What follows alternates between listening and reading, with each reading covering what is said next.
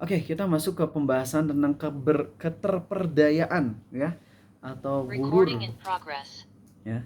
Gurur part kedua. Semoga teman-teman bisa ambil pelajaran dari kajian malam hari ini. Bismillahirrahmanirrahim. Ala Rasulillah. Innal hamdalillah nahmaduhu wa nasta'inuhu wa nastaghfiruh.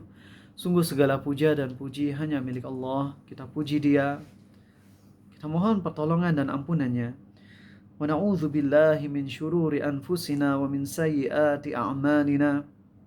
Kita mohon perlindungan kepada Allah dari keburukan diri kita dan keburukan amal perbuatan kita. May yahdihillahu fala mudhillalah. Barang siapa yang Allah beri hidayah, tak akan ada seorang pun yang bisa menyesatkan. Wa may yudlil fala hadiyalah. Dan barang siapa yang Allah sesatkan, tak akan ada seorang pun yang bisa memberi petunjuk. Asyhadu an la ilaha illallah. Aku bersaksi tiada Tuhan yang berhak disembah dengan benar kecuali Allah. Wa asyhadu anna Muhammadan abduhu wa rasuluh. Dan aku pun bersaksi Muhammad adalah hamba dan rasulnya. Amma ba'd. Allahumma salli wa sallim ala Muhammad wa ala ali Muhammad. Teman-teman harus tahu ya bahwa harus dibedakan antara sebelum kejadian dan sudah kejadian. Kalau belum kejadian sesuatu yang buruk, kita tuh harus mengusahakan banget walaupun harus dengan tegas dan keras dalam menasehati. Tapi kalau udah kejadian, maka kita harus lihat situasi dan kondisi. Sebagai contoh, Abdullah bin Abbas pernah ditanya sama dua orang pembunuh. Yang satu ditanya, yang satu nanya, "Wahai Abdullah bin Abbas, aku telah membunuh, apakah Allah akan memaafkan diriku?" Jawabannya, iya, kalau kamu tobat Allah akan ampuni dosamu. Pembunuh yang kedua bilang, Ibnu Abbas, apakah Allah akan mengampuni dosaku? Aku telah membunuh. Jawabannya, tidak akan diampuni. Kok bisa Ibnu Abbas ngejawab dengan dua jawaban yang berbeda? Karena yang pertama, dia udah ngebunuh dan taubat. Dan telanjur dan taubat. Maka Abdullah bin Abbas ngasih tahu Allah Maha Penyayang. Allah akan menerima taubatmu. Tapi yang kedua adalah pembunuh yang Abdullah bin Abbas lihat nih. Si pembunuh yang kedua ini dia udah mau ngebunuh orang lagi.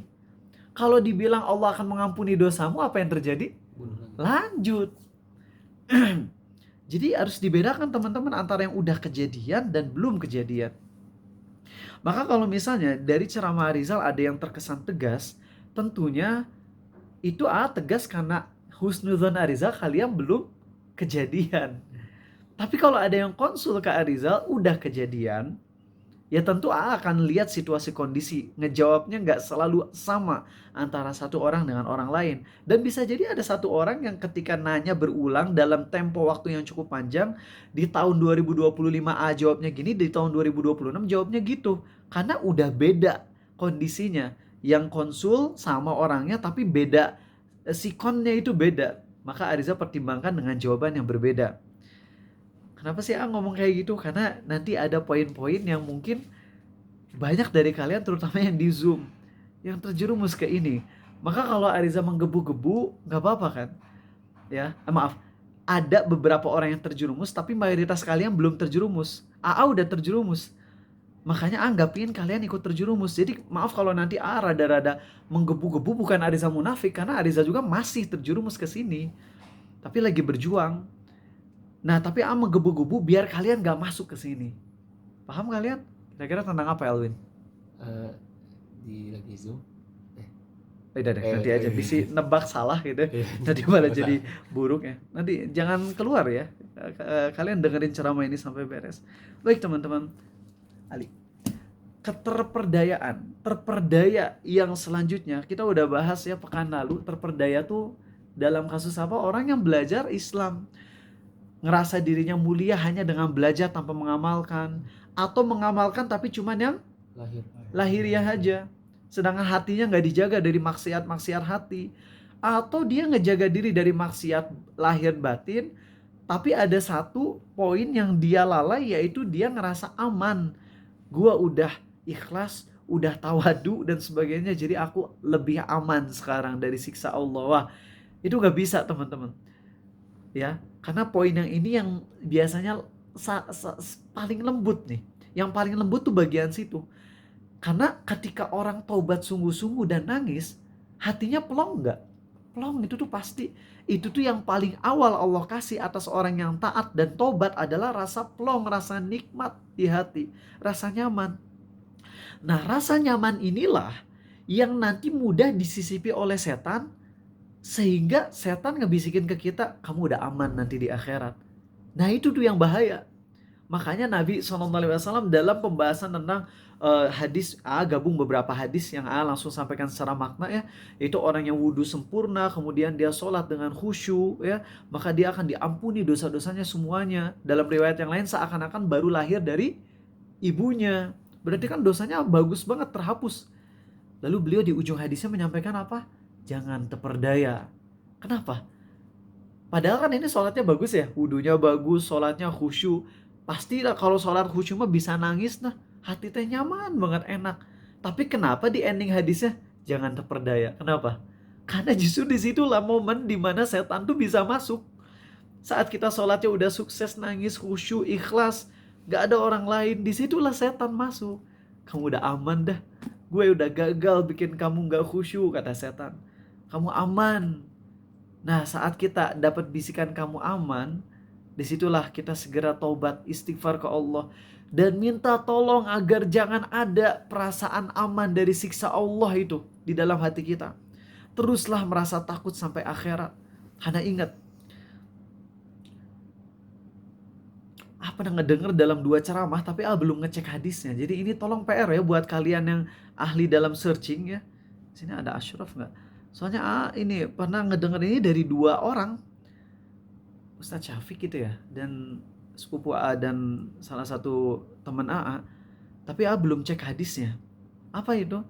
Yaitu kalau nanti di akhirat kita punya amal soleh sebanyak 50 nabi. 50 apa 20, pokoknya puluhan nabi ya.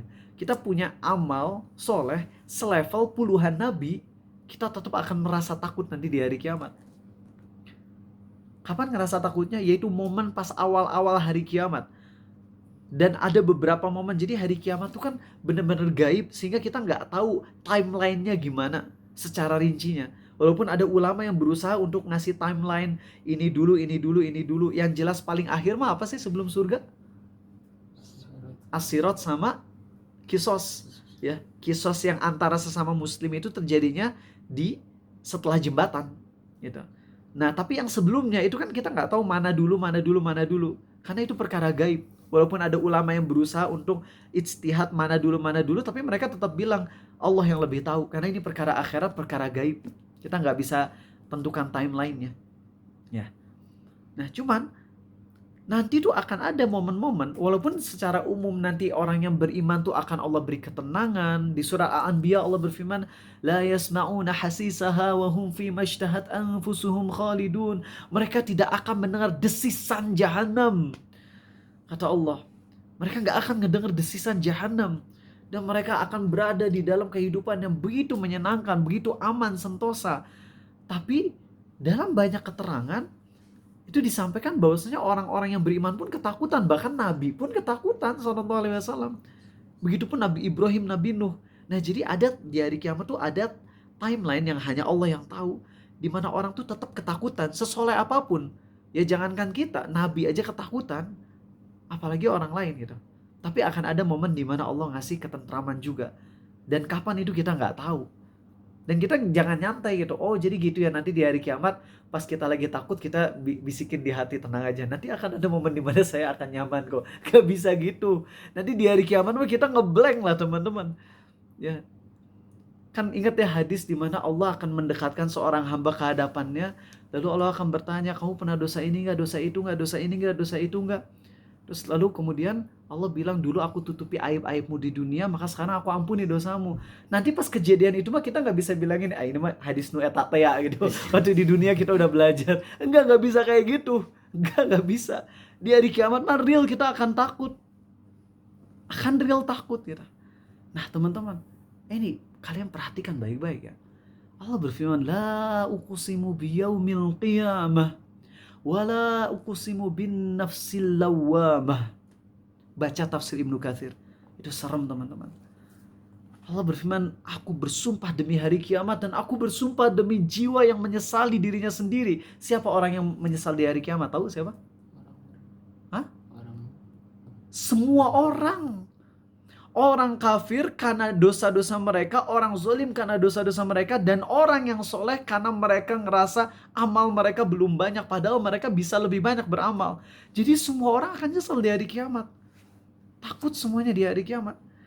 Maka kalau kita udah paham ini, jangan pernah sekalipun di hati kita ngerasa aman dari azab Allah. Walaupun kita udah mulia dari segala sisi.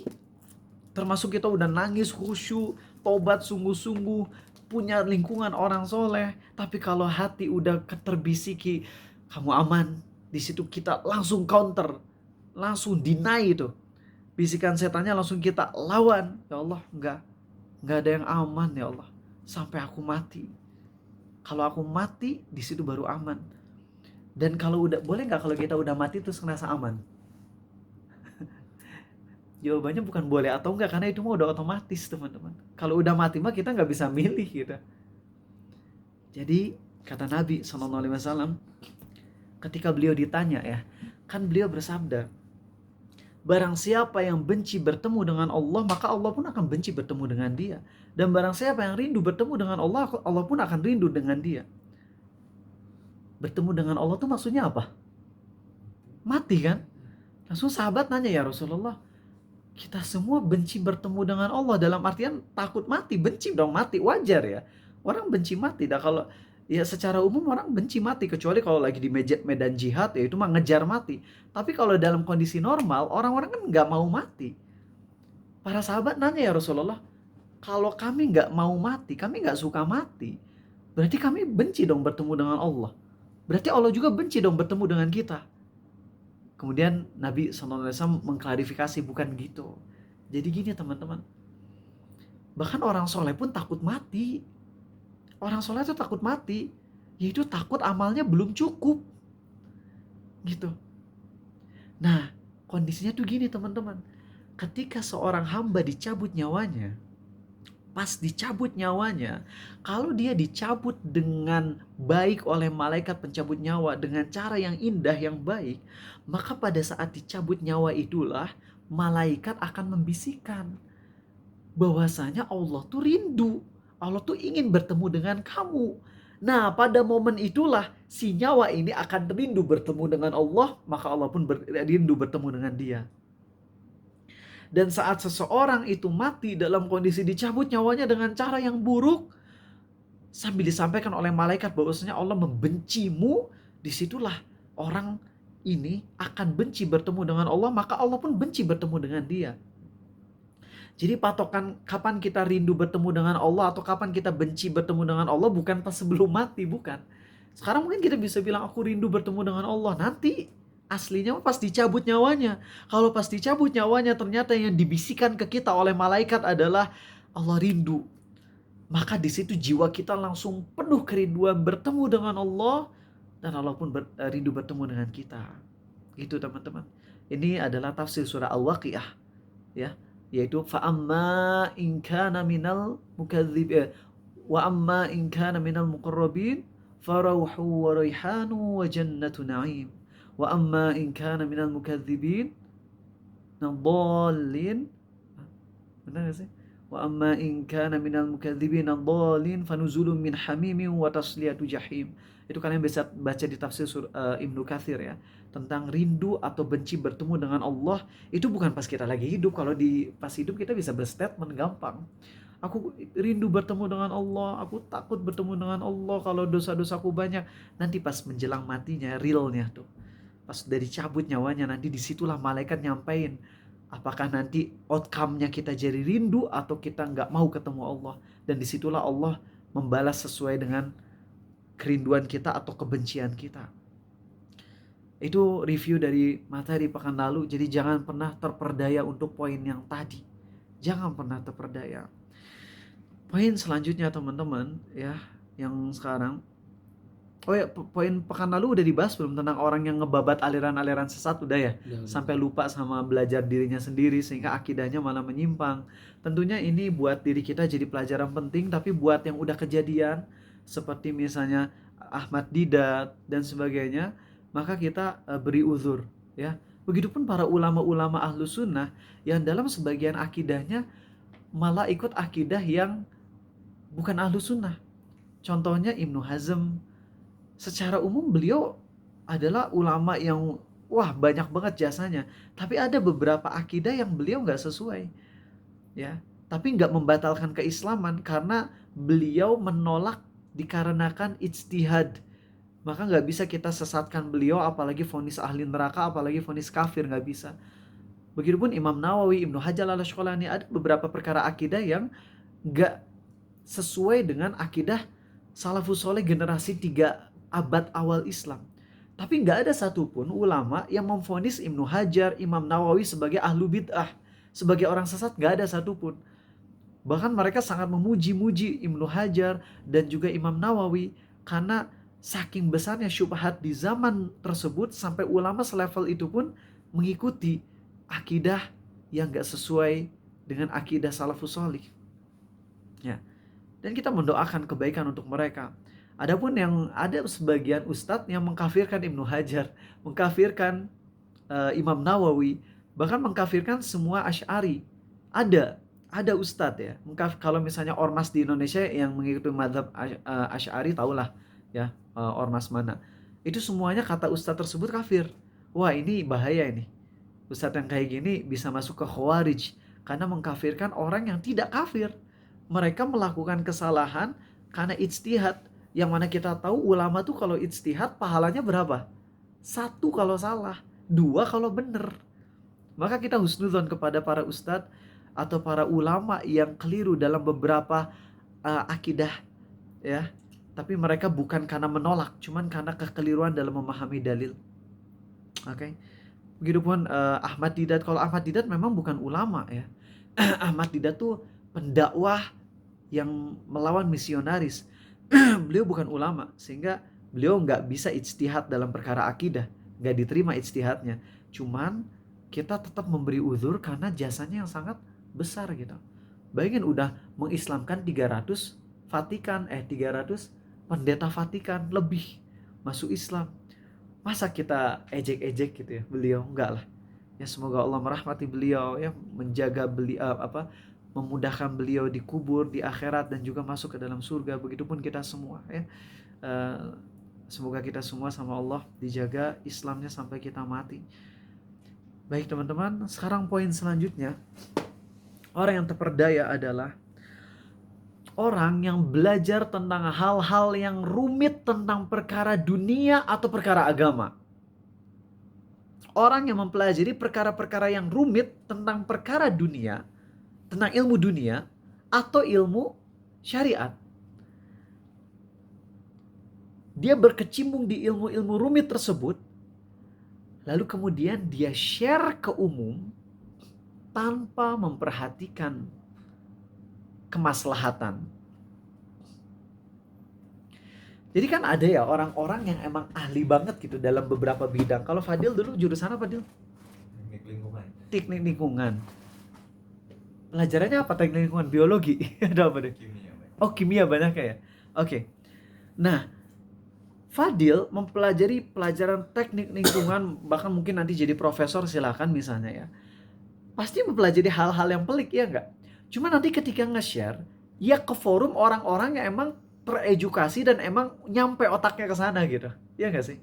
Sekarang Fadil ngomong tentang masalah kimia yang super rumit di hadapan orang-orang kampung yang awam. Coba. Kira-kira ngomong bahasa rumit di depan orang-orang awam, itu tendensinya apa sih? Ingin memperlihatkan kalau diri ini udah beda level, ya enggak?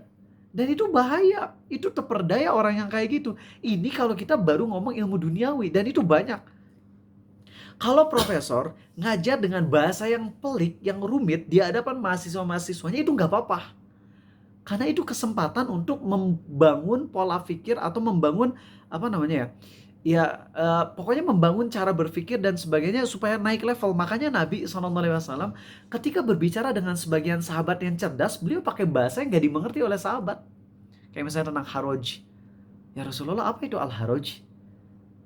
Kan gak dikenal, padahal sahabat yang nanya tuh orang-orang yang paham bahasa Arab, tapi Nabi SAW ngeluarin bahasa yang gak dimengerti oleh sahabat tersebut. Lalu kemudian beliau menjelaskannya. Tapi ketika beliau ngomong ke Arab Badui, bahasanya super mudah untuk dipahami. Nah, orang-orang ini terperdaya ketika mereka mempelajari perkara-perkara yang rumit tentang masalah ilmu-ilmu duniawi apapun itu.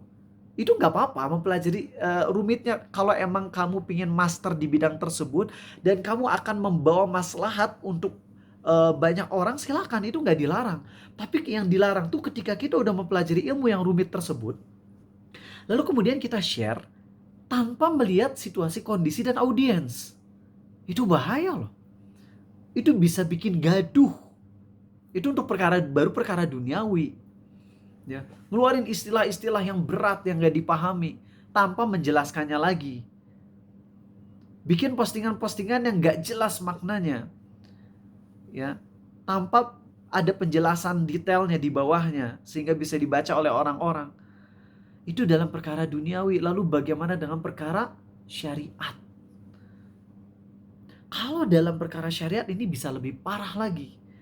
Membawa materi-materi super berat ke depan umum yang dibaca oleh publik, ini gak bener. Gak bener ini. Ulama yang ngerti, itu pernah ada ulama di Masjid Nabawi atau di masjid di mana gitu, Masjid Nabawi kalau nggak salah, ada seorang ulama yang beliau lagi ngajar murid-murid dekatnya dengan bahasa yang super berat. Lalu tiba-tiba ada jemaah awam ngikut gitu, celek gitu. Tiba-tiba materinya langsung berubah drastis. Jadi materi keseharian langsung sesama muridnya saling ngelihat satu sama lain gitu ya. Kok tiba-tiba guru kita ngomongnya beda ya? Pas lihat, oh itu ada orang awam. Ini hebat ini yang kayak gini orang. Ulama yang beneran ini. Makanya salah satu ustadz yang AA sangat hargai adalah ustadz yang menolak untuk belajar lebih lanjut dengan alasan karena audiens saya, jemaah saya tuh orang-orang yang levelnya segini. Kalau saya mempelajari ilmu lebih pelik lagi, lebih dalam lagi, saya takut ilmu yang saya pelajari gak kepake gitu. Ilmu tuh buat apa sih kalau ilmu agama? Untuk diamalin. Kalau ilmu duniawi mah bukan untuk diamalin, tapi untuk ngebawa manfaat. Ya. Kalau ilmu duniawi kalau nggak diamalin pun nggak dosa gitu. Tapi untuk membawa manfaat sesuai dengan passion kita, sesuai dengan kita expertnya di bidang apa. Kalau ilmu syariat itu untuk diamalin. Nah sekarang saya mempelajari ilmu yang pelik, tapi saya ngajarnya bukan di universitas. Kalau saya belajar ilmu yang pelik, kayak misalnya punya adik tingkat gitu ya, ada murid lah, bukan adik tingkat di kampus ya, tapi itulah teman lah. Namanya Patrick Ahmad Ariesta, anak ITB, lulusnya cuma 3,5 tahun, itu 7 orang yang paling awal lulus, cerdas banget orangnya. Sekarang udah kuliah di Swedia kalau nggak salah ya, di Swedia itu jadi doktor S3 itu. Beliau udah diangkat jadi dosen di ITB dan beliau mempelajari ilmu-ilmu yang pelik itu. Tujuannya itu Masya Allah, saya pengen jadi dosen supaya nanti saya bisa ngajar di ITB. Dan nanti kalau ya ada anak-anak yang sekiranya bisa didakwahi, saya bisa dakwahi di luar jam ngajar tentunya kayak gitu. Wah itu niatnya bagus banget. Dan ketika beliau mempelajari ilmu yang pelik kan diajarinya ke anak-anak ITB lagi yang S3, yang S2 atau S1 yang emang cerdas. Sehingga ilmu yang dipelajari emang kepake dan akan membawa maslahat pasti. Dan kita butuh orang-orang yang expert di bidang tersebut. Tapi kalau misalnya saya udah audiens targetnya udah segini dan udah nyaman dengan audiens ini, kalau saya naik level takutnya ilmu-ilmu yang saya pelajari selama 3 tahun 4 tahun ke depan gak kepake ya. Sedangkan ilmu yang dipelajari itu kan untuk bertakwa ke Allah. Kalau saya mau pelajari ilmu yang lebih pelik lagi lalu gak ada audiens yang mau ngedengerin, apa gunanya gitu, kurang maslahat. Karena udah yang mempelajari banyak profesor lain, mereka lah yang lebih mulia dari saya, mereka punya job untuk mengajarkan orang-orang yang level tinggi, tapi job saya di sini. Maka saya nggak mau upgrade ilmu ke yang lebih tinggi, takut kurang maslahat. Masya Allah, itu bagus tuh. Adapun yang mempelajari ilmu yang lebih pelik, kalau niatnya adalah untuk menjaga kemurnian Islam, karena kan perlu loh, harus ada orang-orang yang di level ilmu yang puncak tuh harus ada. Tapi nggak harus semua orang. Semua orang yang wajib dipelajari itu apa? Ilmu-ilmu apa? ilmu-ilmu yang fardu ain, tentang sholat yang benar, toharoh yang benar. Kalau dia kaya maka zakat yang benar. Kalau dia super kaya berarti haji yang benar gimana. Bagi yang nggak kaya berarti pelajari sholat yang benar, tauhid, akidah, biar gak jatuh ke pembatal keislaman. Itu semua wajib dipelajari oleh semua muslim. Tapi kalau orang yang level ilmunya tinggi, ya, maka itu nggak harus semua muslim. Itu untuk menjaga kemunian Islam aja, karena nanti ada perkara-perkara baru misalnya tentang misalnya tentang kripto, itu kan yang bisa berfatwa hanya orang-orang yang emang udah expert di bidang tentang masalah finance dan sebagainya, tentang masalah teknologi dan sebagainya, sehingga bisa mengeluarkan fatwa yang benar gitu. Ya, jadi perlu orang-orang di bidang itu. Cuman kalau misalnya orang-orang di bidang tersebut udah mempelajarinya lalu kemudian dia sebar di forum umum dengan bahasa yang ngejelimet tanpa dijelasin dengan mudah, maka itu terperdaya. Karena potensi besarnya adalah untuk kesombongan di situ. Ya, pengen cerita aja ini sambil muji IHA lah. Walaupun ada sisi-sisi yang agak setuju sih. Waktu dulu pelantikan profesor, itu kan ada berapa? 7 profesor kalau nggak salah. Dan semuanya tuh disuruh untuk ngasih ya ceramah singkat tentang keilmuannya lah. Itu semua profesor. Bayangin, AA nih termasuk orang yang secara kecerdasan banyak orang yang bilang A cerdas lah. Ya, walaupun cerdas A bukan di bidang eksak gitu. Tapi A ngerti banget public speaking dan sebagainya dengan izin Allah. Ini karunia Allah dan ini ujian. Ya. Kalau A gagal ya jadinya ujub, astagfirullah, bisa dosa. Cuman dari semua profesor itu gak ada satupun yang masuk ke audiens. Wong audiensnya kan orang-orang kampung yang ingin ikut merayakan pelantikan profesor, 7 profesor ini. Itu semuanya pakai bahasa yang beneran gak ada yang masuk ke otak. Sampai level A aja, ini ngomong apa sih gitu. Kalau mau ngomong itu di forum para mahasiswa gak apa-apa, ngebangun otak mereka supaya lebih tajam lah konsentrasi. Tapi kalau di forum ini buat apa? Sedangkan pas ayah AA ngasih ceramah matematikanya, itu sampai audiens pada ketawa gitu. Kalau ketawa artinya apa? Paham. Ya paham gitu. Kalau ketawa nggak paham itu ketawa apa itu. Nah jadi seperti itulah teman-teman. Hati-hati buat kalian nih. Siapa yang cerdas-cerdas di sini tuh? Si Hafiz, ya. Randi di Singapura tuh udah dokter ya, insya Allah ya Randi ya. S3 di Singapura. Nanti kan ilmunya lebih pelik. Pastikan sampaikan ilmu ke orang yang pas. Jangan kemudian di-upload di medsos. Punya salah satu murid yang sekarang lagi lumayan viral nih. Namanya Arvin dari ITB. Ya, Arvin. Kalau kalian ngelihat beliau suka running, suka lari, dan beberapa bulan ini beliau lagi bikin postingan tentang oceanografi di ITB, alumni ITB. Dan ketika beliau ngejelasin tuh, waduh enak banget penjelasannya, bener-bener beneran aja yang nggak ngerti ocean kayak gitu bisa ngerti pembahasan beliau, karena emang dari berbagai macam referensi beliau keluarkan dengan bahasa yang mudah. Ini yang bagus nih, ilmunya bagus banget. Ketika beliau lagi mengkritik anggota DPR kalau nggak salah yang bilang kalau misalnya kutub utara atau kutub selatan cair, nanti laut semakin banyak airnya. Air semakin banyak berarti oksigen semakin banyak. Jadi nggak apa-apa, bikin aja kutub utara selatan cair gitu. Intinya kayak gitu. Ini kan ngaco kalau kayak gitu. Mendukung nantinya banjir dunia kalau kayak gitu ya. Nah terus dibantah sama Arvin dengan bahasa yang enak banget didengar. Wow, cool banget dah beliau itu. Atau Arvin hadir nggak? Beliau suka hadir juga kemarin ke hotel juga kan di Jakarta ya. Atau Azmi di sini ya, teman dekatnya Arvin. Nah, oke, jadi hati-hati, jangan terperdaya. Itu kalau perkara dunia, apalagi perkara akhirat. Bisa nyesatin orang. Ya. Ada orang-orang yang udah mempelajari ilmu fikih dengan mendalam, kemudian dia publish di medsos ilmu yang gak lumrah untuk didengar oleh masyarakat, dan akhirnya menimbulkan fitnah. Itu bahaya. Bahaya, itu terperdaya deh. Termasuk juga perlu mengkritisi Dr. Zakir Naik ketika beliau secara ekspos terang-terangan menyampaikan tentang halalnya masturbasi, bahwasanya masturbasi itu makruh, gak haram. Dan itu perlu kritisi, karena itu kan pas itu keluar fatwa Dr. Zakir Naik, itu kan akun-akun dari kaum-kaum yang begituan itu ngepost dan viral di mana-mana, di TikTok, di medsos, di Instagram. TikTok itu nggak harus yang muncul yang kita sering cari ya. Kalau dulu, kalau sekarang iya. Kalau dulu tuh yang kita nggak cari pun muncul.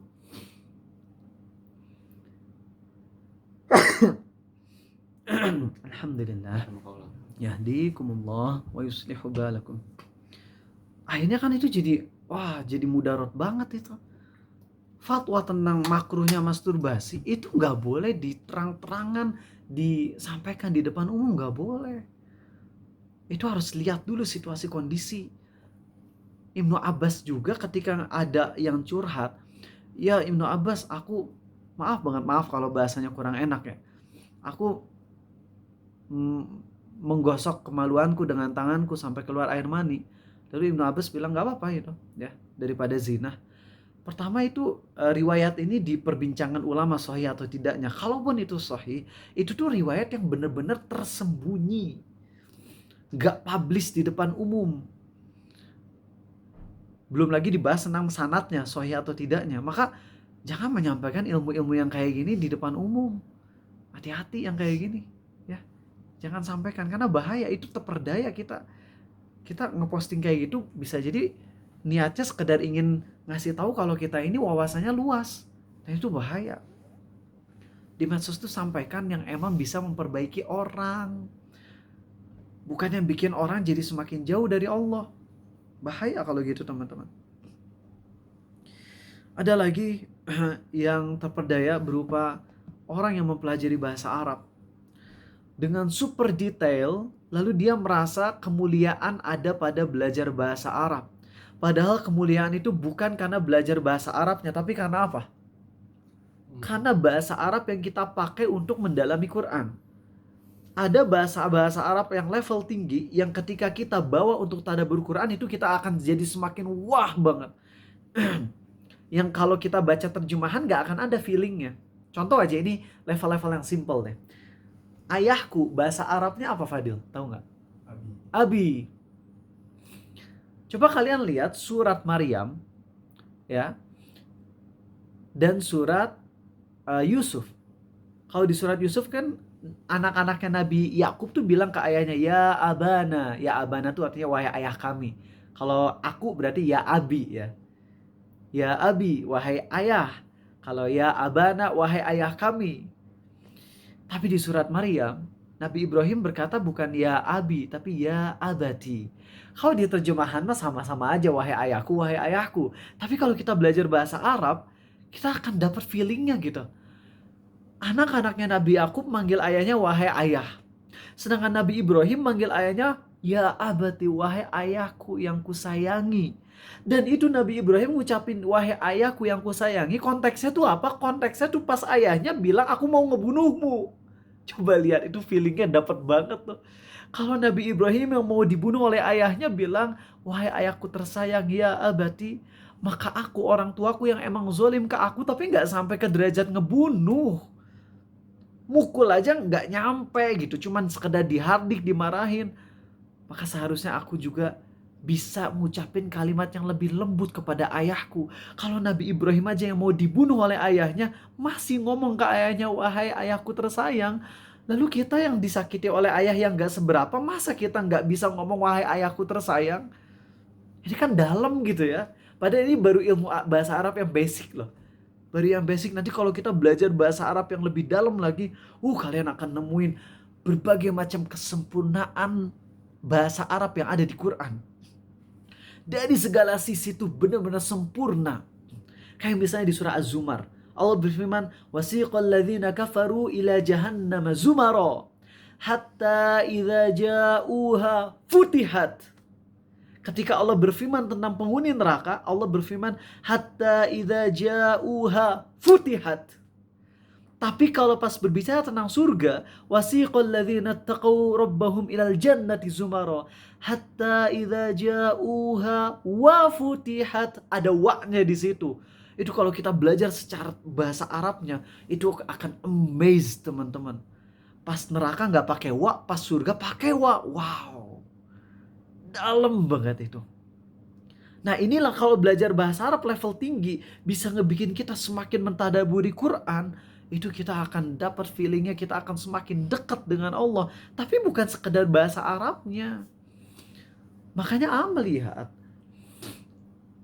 walaupun ini oknum tapi sayangnya ngelihat banyak gitu loh.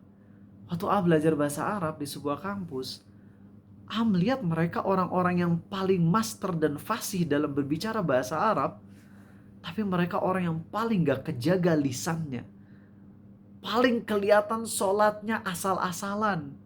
Padahal mereka adalah orang yang the best bahasa Arabnya. Sedangkan murid-murid yang baru baca Quran dari terjemahannya doang, mereka orang-orang yang secara lisan, ya Allah enak banget tutur katanya. Bahkan ketika mereka nginap di rumah Arizal atau nginap di rumah mereka, kelihatan akhlak yang baiknya asli. Kemudian mereka ketika sholat kelihatan khusyuknya, mereka mudah tersentuh nangis. Nah jadi bahasa Arab yang mana yang kita pelajari? Ya bahasa Arab yang dengannya kita bisa makin mentadaburi Quran. Kalau kita belajar bahasa Arab makin level tinggi tapi kekhusyuan gak nambah, stop dulu. Pakai bahasa Arab yang udah kita pahami untuk mentadaburi Quran dulu sementara. Nanti kalau kita udah terbiasa khusyuk, baru belajar bahasa Arab lagi, naik lagi, lalu kita tadaburi Quran lagi. Makanya saran dari para ulama yang paham tentang tazkiyatun nafs, belajar bahasa Arab tuh mengeraskan hati. Maka pastikan imbangi dengan pelajaran tazkiyatun nafs. Tahu nggak kenapa? Karena belajar bahasa Arab tuh butuh kecerdasan dan logika yang sangat luar biasa. Butuh kecermatan yang luar biasa. Karena coba bahasa Inggrisnya, kamu memukul apa? Kamu memukul. You punch. Atau you hit. Tapi kalau bahasa Arab, kamu mukul, dia laki-laki mukul, dia perempuan mukul, dia berdua mukul, mereka bertiga mukul, itu beda semuanya. Perpindahan antara satu kata dengan kata lain itu butuh kecerdasan otak kan. Nah kalau kita udah yang dipakai tuh otak, hati jadi keras. Ini bukan saran dari Arizal loh, saran dari para ulama yang paham tentang gerak-gerik hati. Belajar bahasa Arab tuh mengeraskan hati. Maka imbangi dengan tazkiyatun nafs. Maka kalau pakai bahasa Rizal adalah belajar bahasa Arab tuh ngerasin hati. Maka lembutkanlah dengan cara gunakan bahasa Arab yang udah kamu pelajari untuk tadaburi Quran. Karena itu akan melembutkan hatimu. Ya. Dan sekarang poin yang terakhir adalah poin yang sampai sekarang pun Rizal masih struggle. Tapi ya udah 80% sampai 90% sembuh lah dari dulu. Yaitu poin was-was dari najis dan hadath. Orang-orang yang was-was dari najis dan hadath, mereka adalah orang-orang yang sudah mulai mempelajari untuk menyempurnakan sholatnya. Dan itu bagus. Dan polanya sama. Yang lihat semua orang yang was-was itu polanya sama. Yaitu mereka dulunya kurang dekat sama Islam, lalu kemudian mereka dengerin ceramah tentang memperbaiki diri. Dan memperbaiki diri yang paling harus awal dilakukan adalah memperbaiki apa? Sholat. Dan ketika mereka mempelajari sholat, mereka mulai mempelajari tentang najis hadath. Dan biasanya di momen awal-awal mereka memperbaiki sholat, mereka bacaan sholatnya dipahami terjemahannya, mereka sholat dengan khusyuk dan nyaman. Dan ketika mereka sudah khusyuk dan nyaman, dalam beberapa minggu atau beberapa bulan selanjutnya, mereka mulai dihinggapi was-was tentang masalah najis dan hadath. Sehingga di antara mereka ada yang sampai ketika kencing itu butuh setengah jam. Ibnul Qayyim menyampaikan dalam kitab Ighatsul Lahfan tentang orang-orang yang kencing aja, beres kencing itu ada yang harus kuat berulang-ulang agar kencingnya habis katanya. Bahkan ada yang loncat dari lantai 2 ke lantai 1 biar kencingnya habis. Ada juga yang sampai masukin lidi ke penis mereka agar si airnya tuh gak keluar. Ada yang masukin semacam kapas kecil dimasukin ke lubangnya. Ngebayanginnya aja udah serem. Itu kok bisa sampai segitu? Bahkan masalah istibro berdasarkan hadis yang doif tuh, yaitu mengurut dari pangkal penis diurut keluar supaya sisa-sisa yang ada di penis kitanya tuh habis. Itu aja oleh Syekhul Islam Ibnu Taimiyah dilarang. Udah gak usah. Najis itu kalau udah keluar dari lubang, bukan ketika ada di uretra. Maka kalau misalnya emang masih ada sisa-sisa di uretra, udah biarin aja. Kalau keluar tanpa kita sadar, gak akan dianggap najis. Ingat kaidahnya, segala sesuatu itu suci sampai ada dalil najisnya. Itu kaidah penting. Maka kalau kita nggak ngelihat najis, mungkin ada najis, tapi kita nggak tahu najisnya udah ada dari 3 hari yang lalu udah keinjak-injak sama orang, dan orang-orang yang injeknya juga nggak sadar. Sedangkan kita baru datang dan nggak ngelihat ada najis apa-apa, ya udah jangan dianggap itu najis. Simple. Baru aja tadi ada yang konsul ke Arizal, Ustadz, ini udah ngasih tahu berulang-ulang, darah itu menurut mayoritas ulama najis, tapi darah yang sedikit itu dimaafkan alias tidak najis. Dalilnya diantaranya Ali bin Abi Thalib pas mau sholat ada jerawat, dipecahin jerawatnya, lanjut sholat, dipecahin jerawatnya, berarti kena darahnya di mana aja? Muka sama di jari. Biasanya 1 apa 2 jari? 2, ada kalau 1 gitu sakit, pasti 2 jari untuk mecahin jerawat mah 2 lah minimal ya. Kalau 5 itu rakus banget itu. Masa pakai 5? 2 jari lah. Berarti ada di 3 titik, 1, 2, 3. Lanjut sholat nggak apa-apa. Akhirnya dicurhat, Ustadz, saya tuh ada jerawat di sini Ustadz, pas saya wudhu, pas saya cuci muka tapi pakai krim, itu kan berarti kalau krim itu bukan air, berarti kan seluruh muka saya jadi najis, tapi ketika saya ngebasuh, itu kan airnya tercampur dengan sabun, berarti kena cipratan ke seluruh tubuh saya, berarti jadi najis semuanya. Ada lagi yang curhatnya gini, Ustadz, kan najis itu kalau tercampur dengan benda cair berarti nyebar kemana-mana. Kebetulan saya tubuhnya berminyak Ustadz, jadi kalau saya kena 1 tetes najis, semua tubuh saya jadi najis. Allahu Akbar, kumaha. Sampai greget. Tuh emang ya salah satu cara untuk ngobatin waswas. Dulu mandi junub 1 jam. Mandi junub 1 jam. Salah satu yang bikin untuk sembuh tuh bikin bak mandi gede supaya bisa mandi junub 1 detik, nyelam ya. Tapi kemudian berusaha coba mandi junub pakai cara biasa, pakai gayung. Ternyata butuh waktu sekitar 15 menit. Tapi kemudian ya hari-hari pekan-pekan lalu nyobain mandi junub pakai gayung gitu ya. Ternyata bisa beres dalam 5-6 menit. Bisa gitu. Enak ternyata mandi junub cepet. Bahkan bisa itu 5-6 menitnya udah termasuk wudhu. Berarti kalau misalnya tanpa wudhu bisa lebih cepat lagi. Bisa. Dan obatnya simple sebenarnya untuk orang yang waswas, yaitu apapun yang disuruh oleh otak skip. Karena otakmu otak yang gak waras. Hampir gak waras. Bukan otak normal.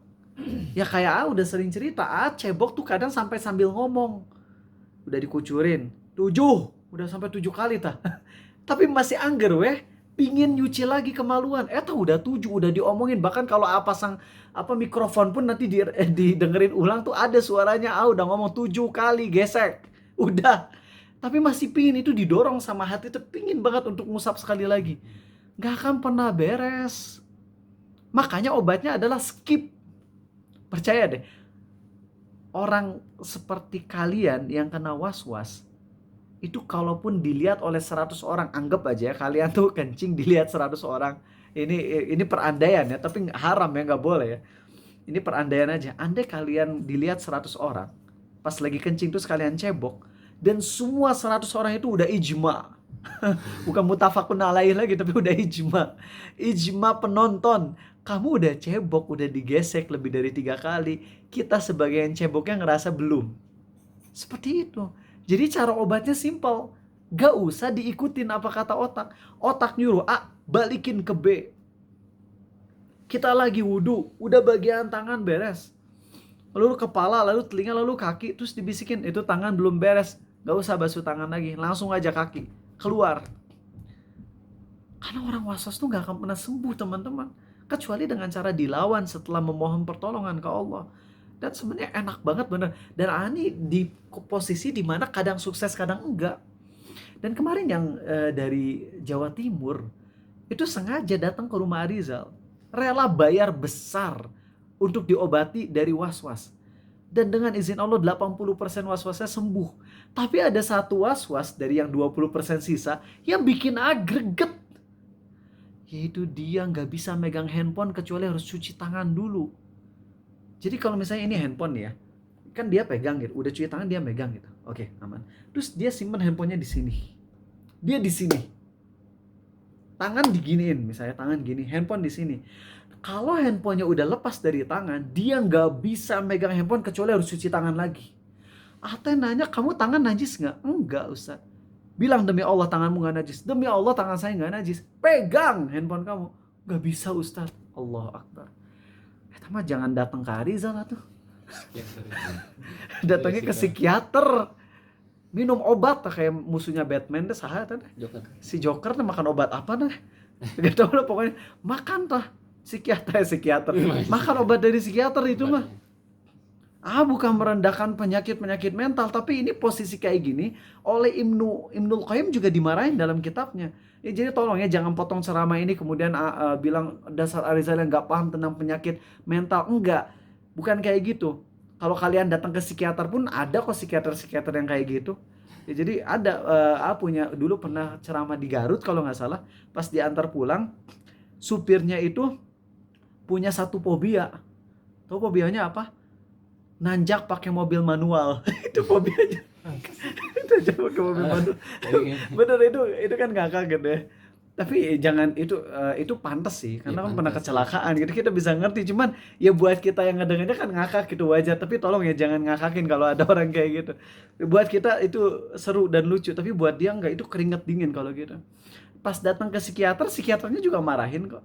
Jadi emang ada momen dimana marahin tuh penting, tapi lihat situasi kondisi dan beda, setiap orang beda ya kasusnya. Jadi ada yang pas dimarahin, ada yang pas dilembutin, jadi nggak bisa disamaratakan. Nah tapi apa yang nasehatin? Ini orang yang was-was. Kata Ibnul Qayyim apa? Kamu tuh udah ngabisin air, yang mana itu akan dihisap berat di hari kiamat. Kalaupun kamu airnya hemat, kamu udah ngabisin waktu hidupmu, yang mana orang-orang lain setengah jam itu bisa dia pakai buat sholat berapa rakaat sunnah, dia bisa pakai buat ngaji, sedangkan kamu setengah jam dipakai buat wudhu doang. Dan itu belum tingkat yang parah. Tingkat yang lebih parah murid Arizal waktu adik kelas A di SMA, itu dia wudhu jam 4 beres jam 6. Dia skip sholat subuh. Dan waktu kajian sama Reconnect itu di Jakarta yang nanti tanggal 26 Januari 2026, itu sebelumnya tuh tahun berapa ya? 2025 bulan September kalau nggak salah ya. Itu tuh ada yang nanya ke Muhammad Salah, bukan Muhammad Salah yang pemain bola ya, bukan, eta mah Merry Christmas ya, dia mah ya ngerayain Christmas. Muhammad Salah, Syekh Muhammad Salah, Muhammad Salah kan ya kalau nggak salah, yang temannya Syekh Asim Al Hakim dari TV Al Huda atau Huda TV, itu tuh nanya, Syekh, aku nangis itu perempuan, aku wudhunya subuh, beresnya isya. Allahu Akbar, wudhunya subuh, beresnya isya. Dan beliau bijak gitu, kamu udah terkena OCD, udah level parah, ini sebaiknya kamu datang ke psikiater, minum obat dari psikiater. Butuh obat, butuh. Islam tidak melarang, obat-obatan psikiater itu nggak dilarang teman-teman, jangan kira itu narkoba. Itu ada dosisnya kok, sesuai dosis ya. Itu harus minta bantuan ke psikiater, karena udah di luar kemampuan ustadz kalau kayak gitu mah. Benar kan, waktu hidup hancur, sholat skip, padahal dia itu wudhu dan dia menjauhi najis tuh buat apa? Biar sholatnya sah. Tapi sekarang yang dia lakukan adalah dia concern sama najis dan hadas, tapi sholatnya kagak, malah di skip. Itulah terperdaya yang sangat parah. Dan itu cara setan untuk bikin kita jadi berat ibadah. Buat kalian yang ketika kencing, toharoh, wudhu udah bermasalah, udah ngerasa berat, segera deh kalian, segera untuk cepat-cepat berobat, konsul. Segera kalian untuk lawan itu. Dan coba EGP, emang gue pikirin, lawan aja. Coba jalan nyeker sebagaimana sunnah Nabi SAW, jalan nyeker sesekali. Dan beliau bersabda, al-badzadzatu minal iman ya, kesederhanaan itu sebagian dari iman. Dan salah satu praktek beliau dalam hadis ini adalah jalan nyeker. Sok jalan nyeker ke pasar ta. Terus pas lagi jalan gak usah ngeliatin bawah, gak usah. Kapan ngeliatin kaki? Nanti pas mau masuk masjid, ya kudu dicuci atau masuk masjid. Tuh jangan sampai masjid keramik ini ada bekas-bekas apa ini? Kaki siapa ini? Ya, jangan. Ya. Jadi untuk yang was-was segera teman-teman berobat, konsul, taubat itu yang penting. Lawan. Ingat sekali lagi ini dua hal yang paling nyesek ke hati Arizal. Kamu tuh udah ngabisin air. Kalaupun kamu gak ngabisin air, kamu ngabisin hidupmu di WC. Itu bener sampai sekarang itu dalam banget ya Allah. Sampai nangis dan semenjak saat itu tuh sempat sembuh total gitu, sempat sembuh. Wudhu jadi cuma 1 menit. Ya, cuman habis itu mulai lagi ngegeser-geser, tapi sekarang udah mulai balik lagi. Ya, udah mulai berusaha ngebalikin lagi wudhu. Terutama yang paling repot tuh tangan, jari nih, jari. Jadi kalau jari Ariza tuh diulang-ulangnya terlalu terus-menerus. Jadi harus lawan. Nah, sekarang ceramah ini tuh biar apa coba? Biar aja dia makin kuat untuk ngamalin. Biasanya kalau udah ceramah jadi semangat buat ngamalin sendiri. Jadi bukan Ariza bermaksud munafik ya. Tapi biasanya itu jadi dorongan. Oh, tadi udah ceramah kayak gitu, kenapa sekarang gak bisa? Go! Bisa insya Allah. Baik, itu aja teman-teman ya. Udah sekian dulu. 7 poin berarti ya. Nanti insya Allah masih banyak poin-poinnya. Pekan depan ada kajian di sini ya insya Allah. Seperti biasa. Besok pagi nggak ada kajian dulu ya, karena Arizanya langsung ke Pangandaran besok subuh ya. Oke, silakan yang punya pertanyaan ada? Mau nanya Iya, ini, silakan. tapi kalau yang kajian yang di Jakarta itu tanggal berapa? Yang di Jakarta kajiannya nanti yang Jumat 2 pekan lagi. Bukan pekan depan ya. Pekan depan masih di rumah ini. Pekan depannya lagi yang acara Reconnect tuh, acara yang 8 ustadz yang dari luar negeri itu. Bukan di Jakarta tapi di BSD. Nanti di hotelnya tenang aja, alhamdulillah uang dari kalian anak-anak grup masih ada buat hotel ya. Jadi untuk hotel nanti kalian gak usah donasi lagi. Ya, Ariza berusaha memanfaatkan semaksimal mungkin biar hotelnya cari yang paling pas gitu buat kita, biar kajian tetap jalan ya. Kalian bisa hadir secara langsung ya di Jakarta insyaallah. Baik, yang mau nanya pertanyaan 10-15 menit lah insyaallah. Sabar ya, kajian kita emang sengaja malam, soalnya kalau mulainya maghrib nggak enak kepotong-potong dan nantinya malah jadi banyak yang nggak hadir juga. Kalau malam bisa lebih maksimal. Makasih yang udah on cam dan nggak ngantuk, seneng Ariza ngelihatnya. Silakan yang punya pertanyaan ada? Oke. Baik. Yang tadi belum dijawab bisa diulang lagi ya. Apunten, ketika mencoba khusyuk dalam sholat, apakah tetap boleh aware dengan lingkungan sekitar dan apakah harus tidak terlintas sama sekali? Enggak. Kalau lagi sholat harus aware sama sekitar. Jangan jadi lebur dengan alam. Kata pelatihan sholat khusyuk mah, bayangkan kau tenggelam ya mati, atau kalau gitu mah ada bener. Pelatihan sholat khusyuk itu asa lebay buat Ariza mah yang kayak gitu ya. Padahal sholat khusyuk itu kalian udah dapat ilmunya, udah sering nyampein ya. Coba baca Al-Fatihahnya tenang, 1 ayat berhenti, 1 ayat berhenti, lalu kemudian coba hayati respon Allah juga. Terus diusahakin istiqomah gitu pas bacanya gitu, tenang, 1 ayat berhenti, 1 ayat berhenti. Berhentinya jangan terlalu lama ya. Beberapa detik aja sekedar buat narik nafas panjang gitu. Sambil narik nafas panjang sambil kita menghayati. Itu enak. Ujung-ujungnya dapat khusyuk. Dan buat yang belum pernah khusyuk, terus usahain. Jangan kemudian nyerah dan akhirnya sholatnya ngebut. Tahu kok ada beberapa orang dari kalian yang masih sholatnya ngebut walaupun udah dikasih tahu untuk bacanya pelan. Nggak tahu sih apakah karena nggak pernah merasakan khusyuk sehingga nyerah, atau merasa tetap khusyuk sholat yang turbo speed. Dan buat Arizal mah, buat pribadi ya, nilai dari pribadi biar lebih adil. Buat Arizal mah nggak mungkin tuh bisa sholat cepet kayak gitu khusyuk. Untuk baca Al-Fatihah batas terlalu lama untuk jeda antar ayatnya segimana? Memang sih nggak ada batasan baku ya. Tapi paling ini deh, ikuti saran sebagian ulama aja, yaitu jeda antar ayatnya sekedar untuk narik nafas. Dan kita kan bisa narik nafasnya panjang gitu ya. Atau ada teknik biar nggak, jadi gini, kalau kalian misalnya baca Al-Fatihah, antar 1 ayat dengan ayat yang lainnya itu jedanya panjang, itu batal. Menurut sebagian ulama batal. Ada trik biar nggak batal dan tetap sah, tapi tetap bisa menghayati. Gimana? Diulang-ulang ayatnya. Dalam mazhab Syafi'i itu diterangkan kalau kita ulang-ulang bacaan Al-Fatihah, bukan satu ayat bukan satu surat diulang, waladhdallin, amin, bismillahirrahmanirrahim lagi, bukan.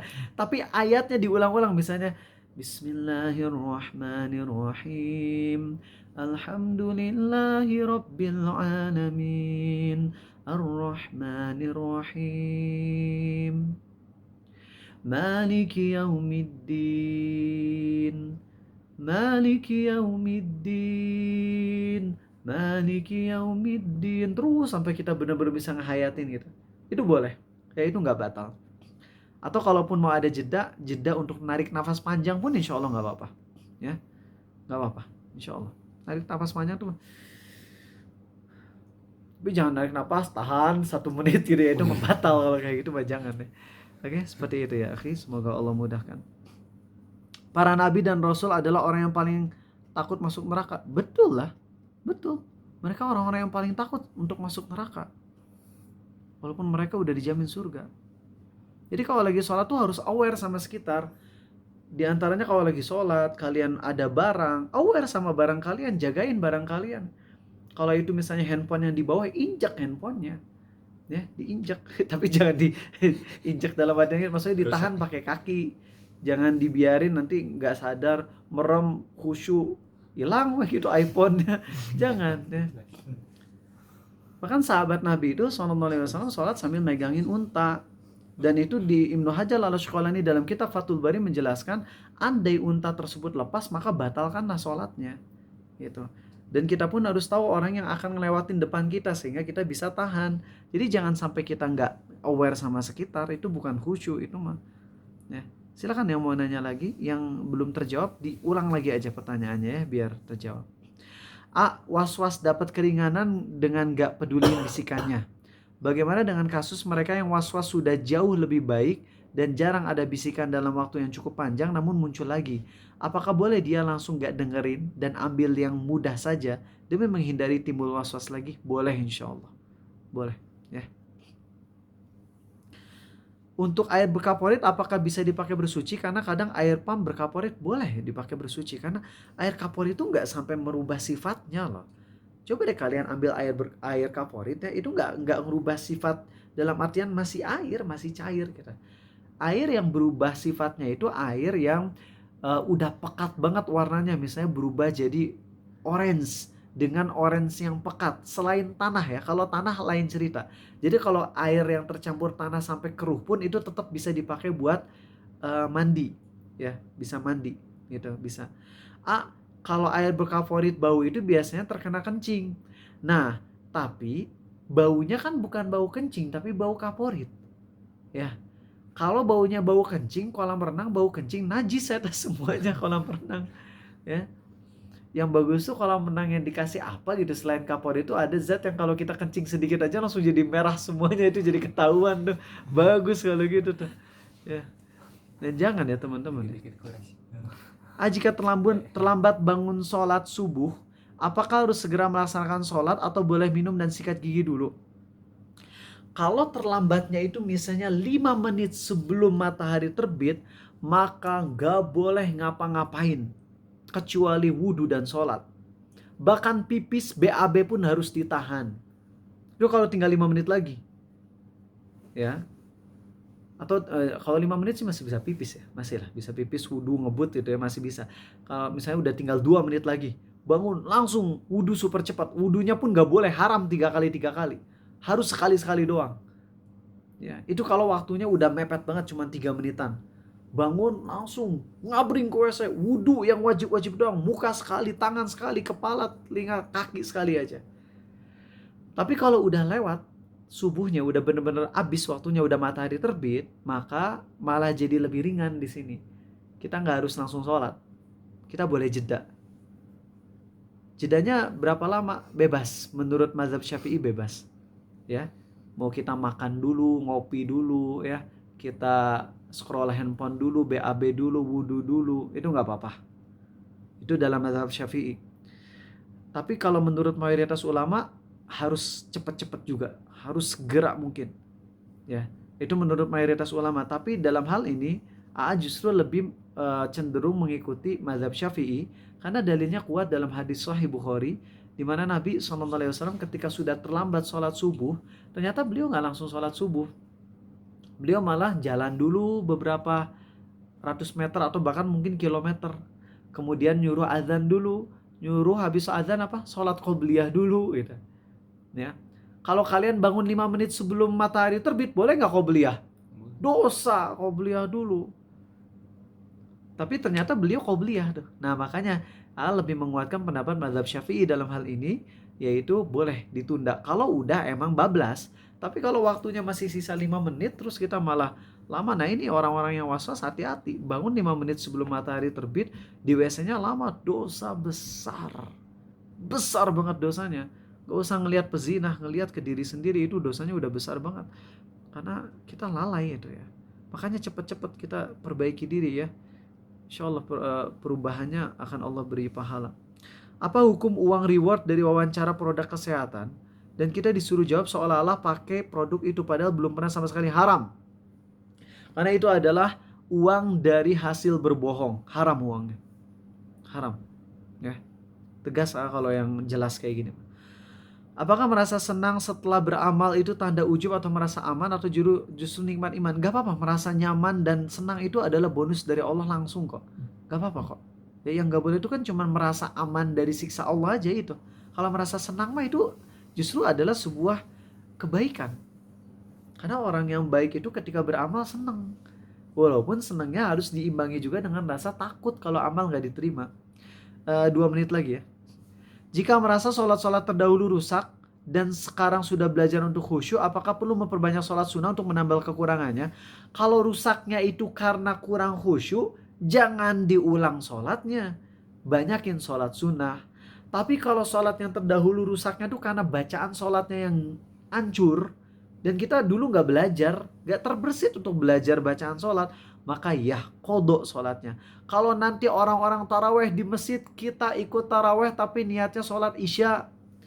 Kalau emang tarawehnya 4 rakaat, 4 rakaat.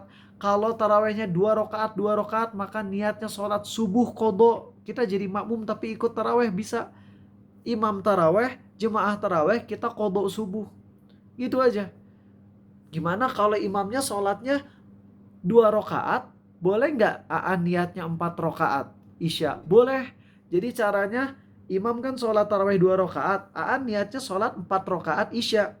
Ikut sama imam sampai imam tasyahud akhir, tasyahud awal. Lalu imam salam, Rizal berdiri untuk rakaat ketiga.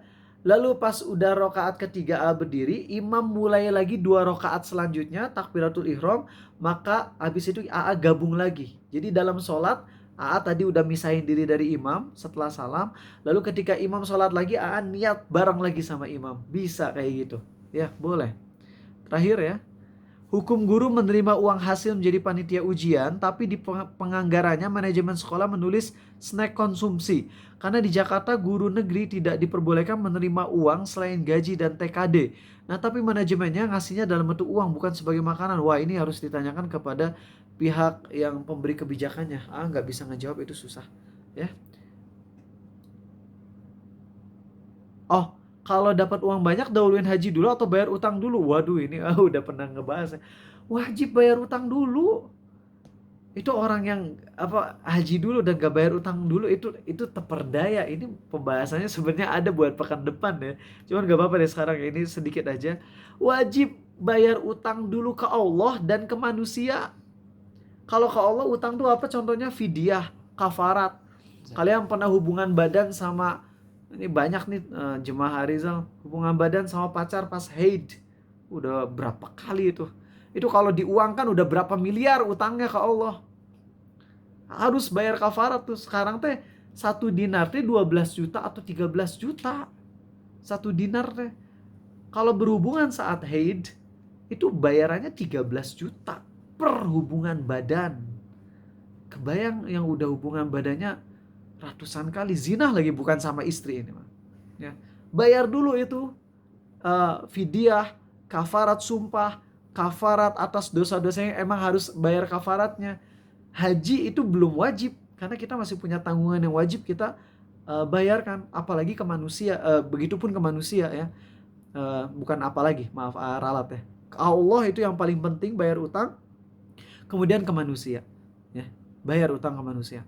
Oke, sampai sini aja. Terima kasih teman-teman ya. Mohon maaf kalau kajian Tazkiyatun Nafsnya mungkin nggak penuh tadabur, tapi lebih banyak ke dapat marah-marah dari Arizal. Tapi sekali lagi, yang bisa mentadaburi adalah kalian sendiri masing-masing atas taufik dari Allah. Maka coba kalian dengerin ulang ceramah ini kalau udah diupload, lalu coba kalian hayati, aku mungkin masih jatuh ke sini, masih jatuh ke dosa ini, jangan-jangan aku nggak selamat di akhirat. Nah itu coba hayati. Semoga kalian bisa nangis sungguh-sungguh ya. Insya Allah bisa. Subhanakallahumma wa bihamdik, maha suci Engkau ya Allah dan segala puji bagimu. Asyhadu an la ilaha illa anta, aku bersaksi tiada Tuhan selain Engkau saja ya Allah. Astaghfiruka wa atubu ilaik, aku mohon ampunan padamu dan aku taubat padamu. Assalamualaikum warahmatullahi wabarakatuh.